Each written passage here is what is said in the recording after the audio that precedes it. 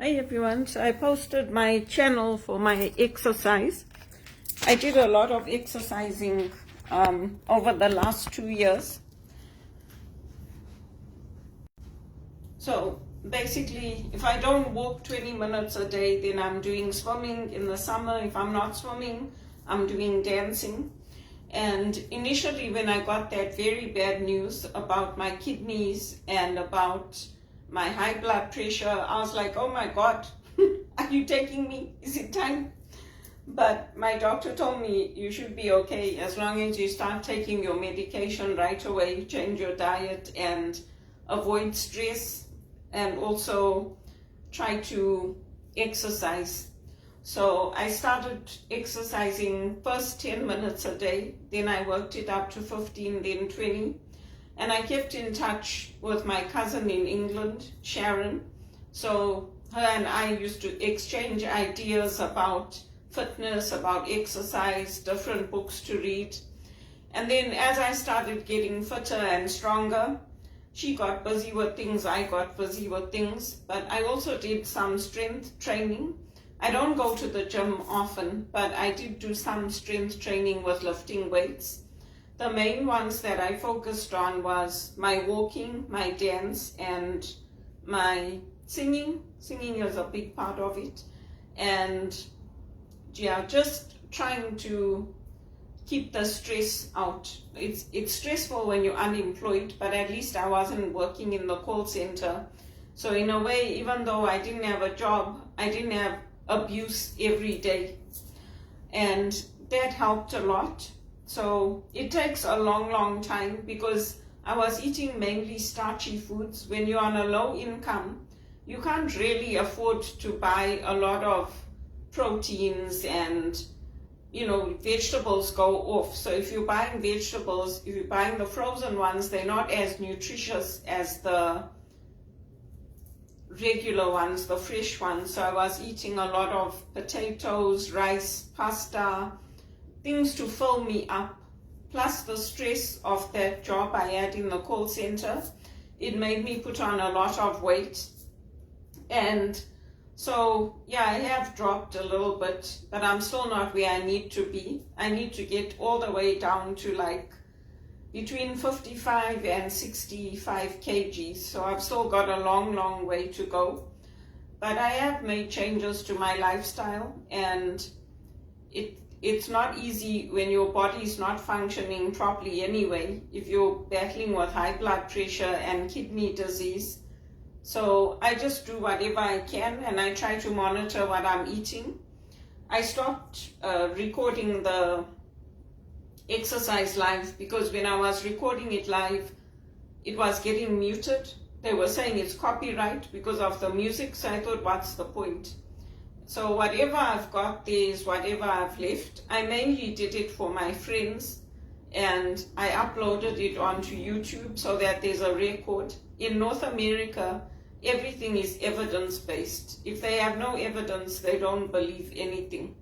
So I updated those and I put them all on YouTube over the years, and I kept the list private. And now I've made it public so people can watch. I know all my friends enjoyed it. I also used Jane Fonda at the beginning, but once I knew the steps, I basically did it on my own.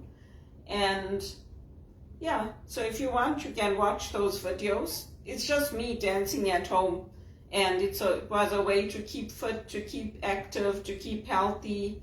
It also helps with mental stress. It helps with, keeping your mind active.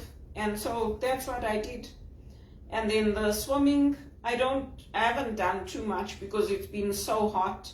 Your body gets weighed down when it's very hot and you can drown. So when the temperatures are like this, then I swim. I do take a dip in the pool, but I don't swim because when I saw the news about how many people are dying with the heat and when they're swimming, I thought, oh no, just leave it for a while. So yeah, that's what I did. So on my channel, you'll see my communication, my talks and reflections. You'll see my exercise, and you'll see my piano music. I don't record everything anymore because I've stabilized now. My blood pressure is normal with the medication. my kidney disease is under control. I have to take preventative medicine for that. But yeah, it was a big shock to the system how bad it was. If you go to the doctor and your doctor tells you your body is functioning like a 90-year-old, that is like a very big shock to the system. So a year later, he told me everything's okay now, you just have to continue with your medicine, and then I just have to monitor it, and I just have to watch what I eat. But a big part of it is financial pressure, never having the money to make ends meet, having to ask people, and people make it very clear that they've got their own expenses, which I already know. They don't need to tell me, but it's a big battle. So I hope this is going to be my breakthrough year when I actually get into a good paid job. I still wear all the same clothes and everything. It's not like I had to redo my whole wardrobe, but I guess I toned up more than anything else, and it's a journey.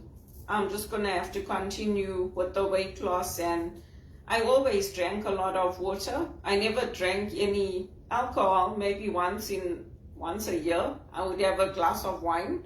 So I was shocked at how bad my kidney disease was. It really shocked me when he told me that your body is functioning like a 90-year-old. So whoever coordinated all this, tracking me, following me, putting calls through to the call center, I suggest you stop. Unless you really want to kill me, I suggest you stop, because I don't like what you're doing, and you have no right to do it. You wouldn't like it if somebody did that to you. So please leave me alone. I'm doing everything I can to get a good paid job, and I have been from the time I was a child. I do not do to others what these people have done to me, whoever they are. I do not want to be tracked and followed. I do not want calls put through to my new workplaces. It's none of your business. Even if I don't want to tell you if I'm working or not, it's none of your business. I don't owe anybody an explanation as to where I'm going, what I'm doing, who I'm seeing. It's nobody's business. My friends know, and if I get a full-time job, I will tell my mom, I'll tell my family.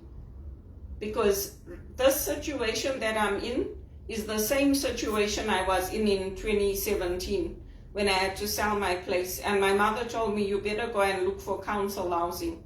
And that's what I did. And there was a 3-year waiting list.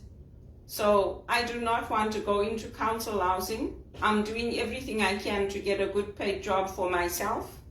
And for your mother to tell you that, it shows you there was no other option, because nobody wanted to help me. And I do not deserve to be told, go and get a psychiatric assessment in order for us to assist you financially. Because I did not create this, and this is not my fault. These job losses were not my fault. And you can ask HSBC, you can ask BMO, you can ask TD, you can contact every single company I worked at, and they will tell you I did a good job and the job losses were not my fault. So if you don't want me to come up in life, you don't want me to do well financially, you think I'm incapable of holding a job, I've proven you wrong. So now please leave me alone and let me come up in life. Let me get my own place that I own, my own car, just like everybody else in my family has. Because I did right by my family. I did right by Canada. I did right by telling people that the country was being ruined.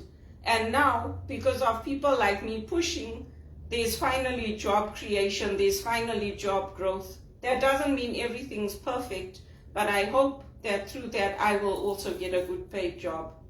And my mentor is not here. Damian Howard is not here in England, and I don't hear from him, so it's very hard for me. I have to do the best I can with what I have, and that's what I'm doing. If you don't like what I'm doing, there's a whole world out there. Go and live in another part of the world. Just let me get on with my life, because my life is not here to please you. My life is my own life, and it's my own journey, and I should be allowed to live it in peace. I also want to travel. I also wanted to go home for my cousin's ordination. I also wanted to be there for my cousin's wedding. When my cousins got married in California, in Wisconsin, wherever, I couldn't go because I'm always the one that never has any money.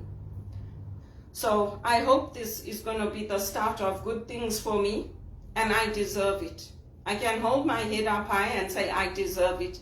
And if you are so concerned about where I am and whether I'm going to work or whether I'm playing hooky, concentrate on your own life and get your own psychiatric assessment done and have your own mental health checked.